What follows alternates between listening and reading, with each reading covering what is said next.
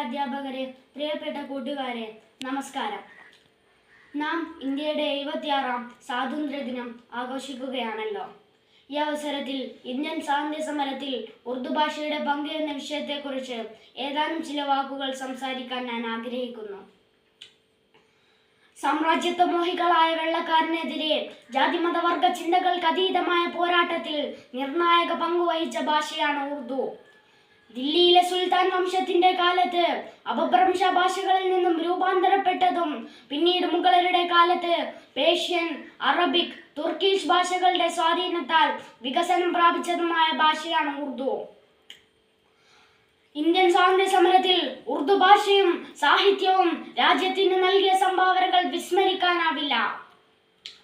British അധിനിവേശത്തിനെതിരെ വിവിധ സമരമുറകളുമായി ഗാന്ധിജിയും നെഹ്റുവും അബുൽ കലാം ആസാദ് മുന്നിട്ടിറങ്ങിയ കാലത്ത് തൂലികയെ പടവാളാക്കി ജനഹൃദയങ്ങളിലേക്ക് വിപ്ലവ വീര്യവും രാജ്യസ്നേഹവും നിറച്ച ചിന്തകളിലൂടെ ഉറുദു സാഹിത്യ ലോകവും ജനവികാരത്തിനോടൊപ്പം ചേർന്നു നിന്നു.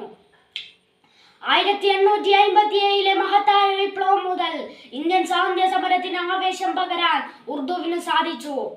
സർവദേശത്തേക്കാളും ഉത്തമം എന്റെ ഭാരതം എന്ന് പാടിയ ഇക്ബാലിന്റെ വരികൾ ഇന്ത്യൻ സ്വാതന്ത്ര്യ സമരത്തിൽ ആവേശം പകരുകയും ജനകീയമാക്കി മാറ്റുകയും ചെയ്തു.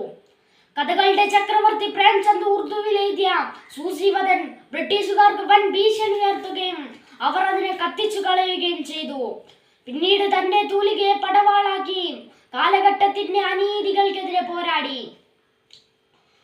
അദ്ദേഹത്തിന്റെ കൃതികൾ ബ്രിട്ടീഷുകാർക്കെതിരെ ജനങ്ങളെ പോരാടാൻ പ്രേരിപ്പിച്ചു.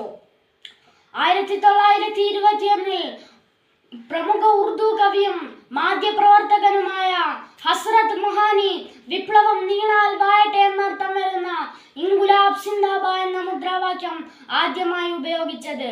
ഇന്നും ജനങ്ങൾ ആ മുദ്രാവാക്യം ഉയർത്തുന്നു. പിന്നീട് ധീരദേശാഭിമാനി ഭഗത് സിംഗിലൂടെ ഇൻകുലാബ് സിന്ദാബാദ് വിപ്ലവത്തിന്റെ പര്യായമായി.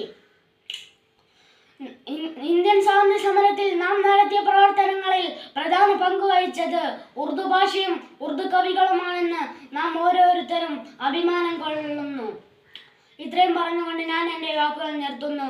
നന്ദി, നമസ്കാരം, ജയ് ഹിന്ദ്.